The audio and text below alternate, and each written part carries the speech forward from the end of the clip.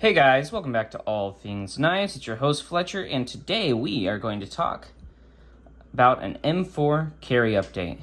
Alright, so this really high polished edge that I had on this guy, I used it up. Not only did I use it up, it probably took me 2 or 3 days of just cutting to get through it. It felt like the working edge just didn't want to die. And then I stropped it up because I was actually pretty busy, pretty tired too. This last week I got chased by bees. Yep, I got chased by bees. I got stung, and then in the middle of them still chasing me, I tripped and fell, and I fell on my left side, so you could probably see all of that. You can see where they stung me, and I fell on my right side, so I actually had a hard time walking this past week, and getting up, bending down, stuff like that. So I didn't really feel like sharpening when I got home, like sitting in the chair and sharpening. So I just stropped this guy up. It stropped back really nice. I would say about 80% of original sharpness, if not more. And then I used it, and it got me through, I'd say, an entire day of freight, of pretty good freight.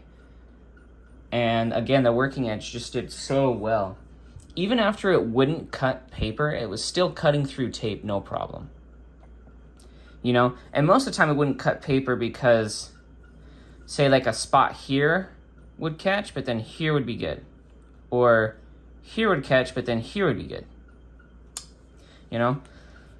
So the polished edge, actually, I don't really think it affected the performance all that much of the steel. So M4, I'd say run it polished or run it toothy, however you like it. Just not super polished, Point of having a good tool steel like this is the teeth. And so then I sharpened this guy up to 1,000 grit. And I actually had to do that twice because I let someone handle my knife yesterday, and they dropped it on the tip. And so as you can see, the tip there isn't as exaggerated as the normal Spyderco tip is, because someone dropped it on the concrete like that. So that's the last time I ever show anyone at work one of my knives, or hand it over to them. Yeah. So I had to sharpen this. I didn't get much edge use on it, too, before I had to sharpen it. And then just to kind of walk you through basically the